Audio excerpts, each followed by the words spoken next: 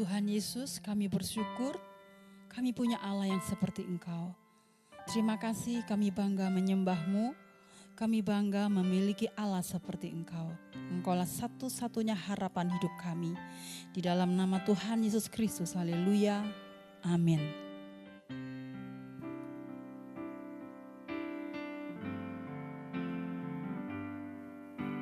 Saat ku tak melihat jalan-Mu, saat ku tak mengerti rencana-Mu, namun tetap ku pegang janji-Mu. Pengharapanku hanya padamu, hatiku percaya,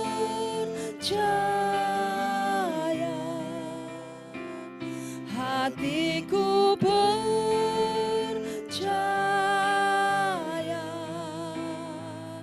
hatiku percaya, selalu ku percaya.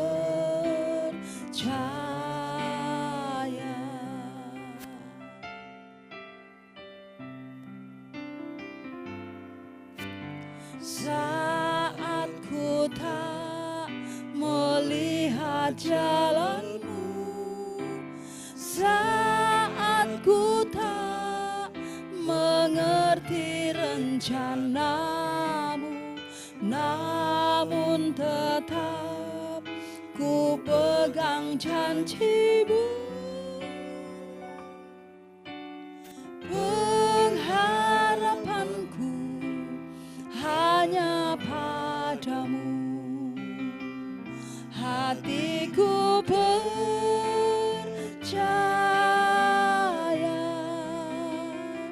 hatiku percaya,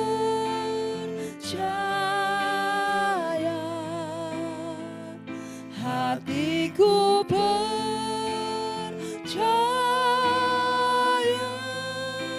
selalu ku percaya. Haleluya, haleluya. Inilah hati kami yang selalu percaya akan kuasa-Mu.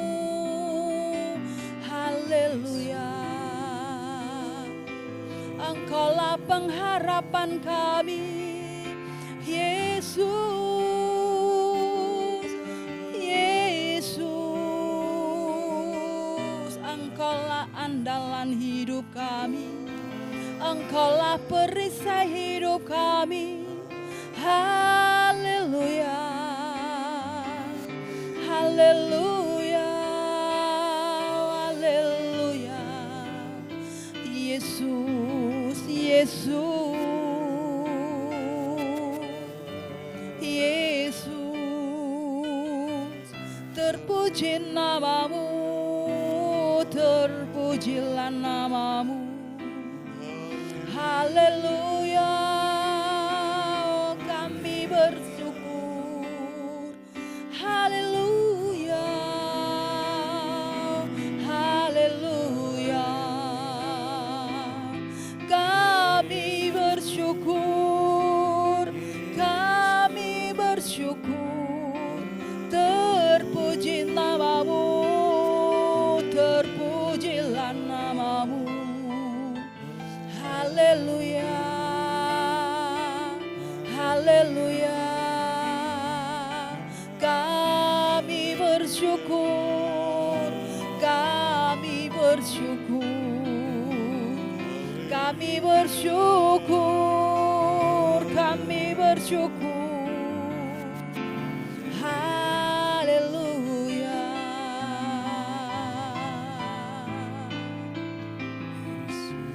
Terima kasih Yesus. Hatiku percaya,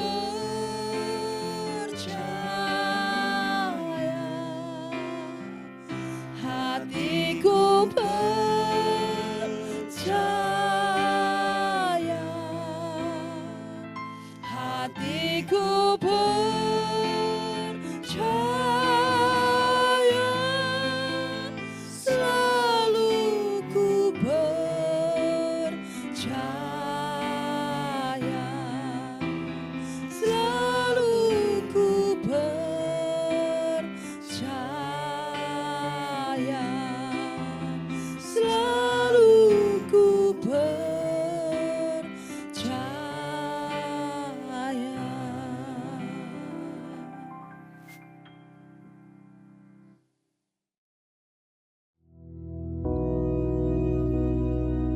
Bapa kami yang di surga, dikuduskanlah namamu, datanglah kerajaan-mu, jadilah kehendak-mu di bumi seperti di surga. Berikanlah kami pada hari ini makanan kami yang secukupnya, dan ampunilah kami akan kesalahan kami, seperti kami juga mengampuni orang yang bersalah kepada kami. Dan janganlah membawa kami ke dalam pencobaan, tetapi lepaskanlah kami daripada yang jahat. Karena Engkaulah yang empunya kerajaan dan kuasa dan kemuliaan sampai selama-lamanya. Amin.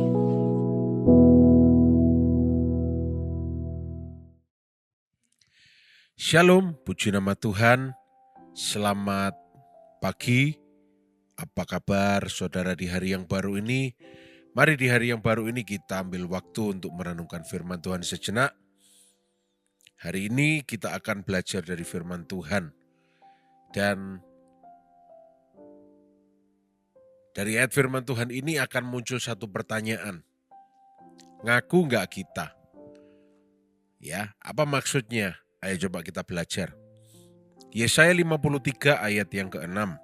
Ya. Yesaya 53 ayat yang ke-6. Dikatakan kita sekalian sesat seperti domba. Masing-masing kita mengambil jalannya sendiri. Tetapi Tuhan telah menimpakan kepadanya kejahatan kita sekalian.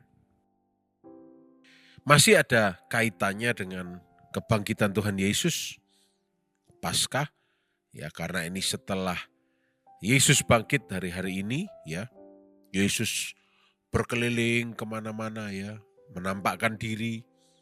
Kita ingat lagi momen itu di mana Yesus menang atas maut, bangkit dan hidup untuk kita semua. Namun kita mau belajar dari sudut pandang kita. Kita mau introspeksi dan refleksi. Kita ini, semua ini sesat seperti domba. Ya. Apa maksudnya? Di dalam bahasa Inggrisnya dikatakan all we like sheep gone astray. Nah, menurut kitab Yesaya, ya, ini adalah the most anticipated confession of man. Pengakuan yang paling diantisipasi dari manusia. Ya, ngaku enggak bahwa Yesus itu melakukan itu karena kita yang gone astray, karena kita yang sesat. Karena kita tersesat, kita perlu diselamatkan. Kalau kita tidak tersesat, tidak perlu kita menerima keselamatan. Pagi hari ini, ngaku enggak bahwa kita itu manusia yang tersesat? Tersesat ini artinya luas, bukan hanya dalam satu aspek, tapi beberapa aspek kehidupan kita. Ya. Kalau dikatakan kita sesat seperti domba, kembali lagi, kenapa kok kita diidentikan dengan domba? Saya sudah pernah katakan, ya, domba itu the most helpless of all animals. Domba itu paling helpless. Artinya sangat butuh pertolongan, tidak bisa dibiarkan sendirian. Ya. Nah, apalagi kalau dia tersesat, ya, mereka sangat butuh bantuan. Domba sangat butuh bantuan. Itulah saudara dan saya, ya. Kalau saudara lihat parabel yang ke-34 yang tercatat di kitab Lukas, di Lukas 15 ayat yang ke-4. Di situ kita melihat digambarkan bahwa ada 100 domba, tapi satu hilang. Yang 99 ditinggalkan untuk mencari satu yang hilang. Kenapa? Karena sebegitu helplessnya domba kalau hilang. Demikian juga Yesus datang untuk kita. Karena kita sebegitu helplessnya jadi manusia. Kita sangat helpless, tersesat. Tidak bisa menolong kita sendiri. Makanya Yesus datang bagi kita. Memberikan pertolongan.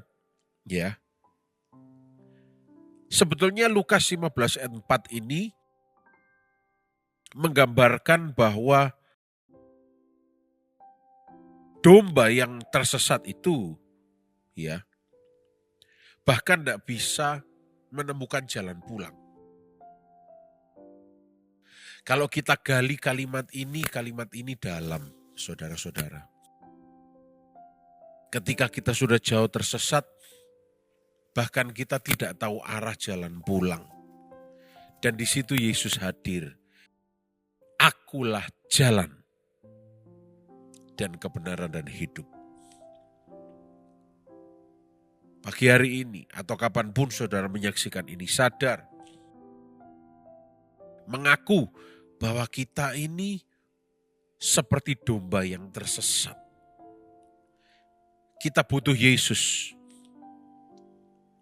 Kita tidak bisa pakai kekuatan kita sendiri. Dengan kata lain, kita sebetulnya tidak punya kekuatan apa-apa. Yang selama ini kita berusaha latih, kita berusaha tunjukkan pada orang itu bukan kekuatan. Tapi, sorry to say, lelucon. Saya kelihatan paling kaya. Kekayaan sebesar apapun suatu hari bisa musnah. Saya paling berpengaruh. Pengaruh sebesar apapun tidak ada artinya. Karena dunia perpolitikan dan seterusnya, dunia relasi dan sebagainya itu fluktuatif, berubah-ubah. Kita tidak punya kekuatan. Tanpa Yesus kita nggak bisa apa-apa. Oh Pak, saya punya backingan. Saya punya simpanan harta. Tidak ada artinya. Saya pintar. Saya jago. Tidak ada artinya. Tidak ada artinya. Kenapa? Karena suatu hari, kalau semuanya itu diambil daripada kita, baru kita sadar bahwa kita helpless. Kita ini tersesat. Oleh karena itu, kita semua perlu Yesus sebagai juru selamat kita. Kalau saudara belum kenal Tuhan Yesus, berkata kepada Yesus, Yesus, aku undang kau masuk dalam hatiku. Bertahtalah dalam hatiku. Jadilah Tuhan atas hidupku. Dari peristiwa kebangkitan Yesus kita belajar. Dia harus melakukan itu. Supaya kita tidak lagi tersesat. Dia harus melakukan itu. Supaya kita tahu kemana kita harus jalan. Berjalan mengikut Yesus, Sang Juru Selamat. Di ayat 6 dari Yesaya 53 tadi dikatakan, kita sesat seperti domba. Masing-masing mengambil jalannya sendiri. Tetapi Tuhan telah menimpakan kepadanya kejahatan kita sekalian. Saudara, kita digambarkan seperti domba. Itu tidak salah sama sekali. Karena kita manusia hobi mencari jalan kita sendiri, mengambil jalan kita sendiri. Sejarah mencatat ini cara manusia hidup sejak jatuh dalam dosa. Sampai hari ini. Setiap orang mengejar keinginan pribadinya sendiri. Membuat rencana hidupnya sendiri. Mencari segala hal yang memuaskan dirinya sendiri. Ya, tidak mempedulikan keinginan orang lain, ya. Bahkan Hakim-Hakim 17 ayat 6 mencatat, pada zaman itu tidak ada raja di antara orang Israel. Setiap orang berbuat apa yang benar menurut pandangannya sendiri. Dicatat lagi di Hakim-Hakim 21 ayat 25. Kalimatnya sama. Setiap orang berbuat apa yang benar menurut pandangannya sendiri. Karena tidak ada yang memimpin. Pagi hari ini ada kabar baik.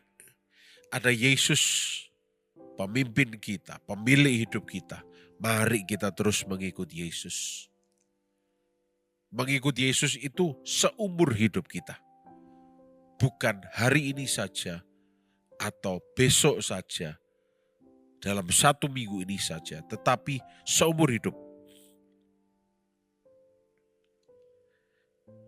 Kalimat berikutnya dikatakan, Tuhan telah menimpakan kepadanya kejahatan kita sekalian. Nah ini menarik. Harusnya yang tersesat yang menanggung resiko. Kita yang menanggung resiko. Tapi pagi hari ini, ngaku enggak? Bahwa hati kita bersyukur ketika kita tahu Tuhan sudah menanggung segala resiko bagi kita. Yesus, Tuhan Yesus itu sudah menanggungkan segalanya bagi kita. Sehingga saat ini kita hidup dalam anugerah Tuhan yang besar.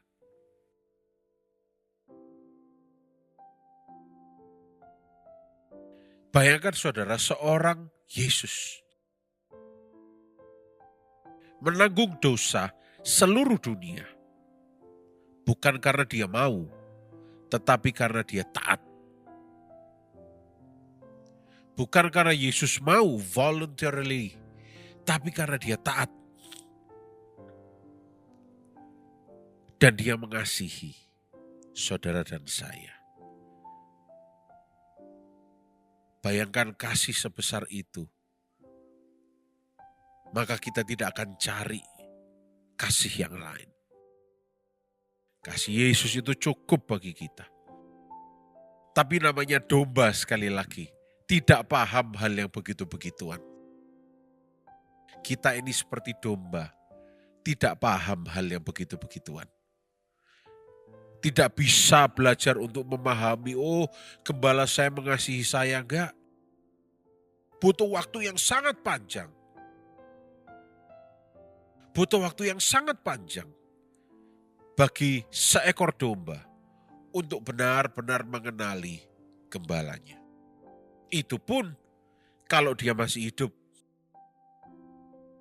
Bayangkan saudara, bahkan domba kalau melawan burung pemangsa saja bisa kalah loh. Padahal ukurannya jauh lebih besar domba. Ya itulah kita. Tersesat, helpless, butuh dibantu, ya. Ngaku gak kalau kita masih butuh Tuhan Yesus? Ngaku gak kita kalau tanpa Yesus kita tidak bisa berbuat apa-apa? Ini bukan penghakiman, tetapi bagaimana kita berusaha sadar. Seperti kata kitab Yesaya. Kita domba yang tersesat, kita tidak tahu arah tujuan. Tapi Yesus membuka jalan. Dan dia menjadikan dirinya jalan supaya kita tidak lagi tersesat. Pagi hari ini, mari mengaku, ya, saya adalah domba yang tersesat. Saya butuh Tuhan Yesus. Saya harus terus mengikut Tuhan Yesus.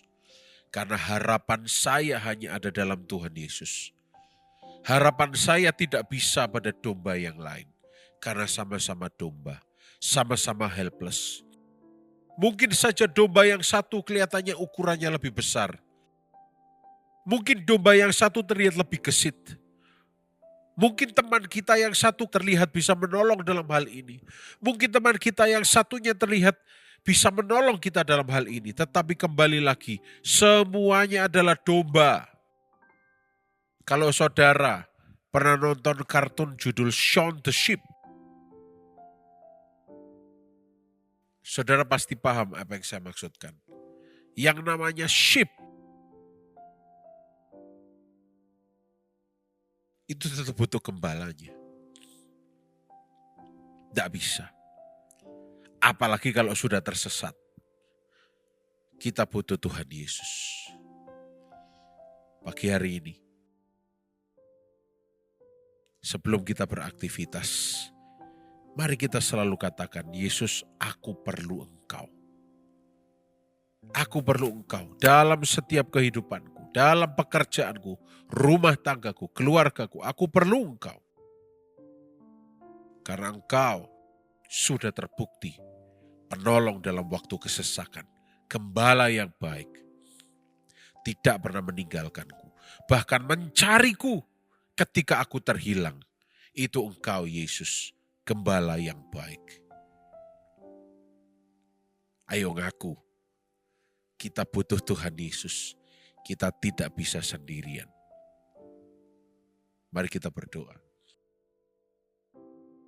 Terima kasih Tuhan Yesus yang baik. Terima kasih kalau hari yang baru ini kami akan berjalan bersama denganmu.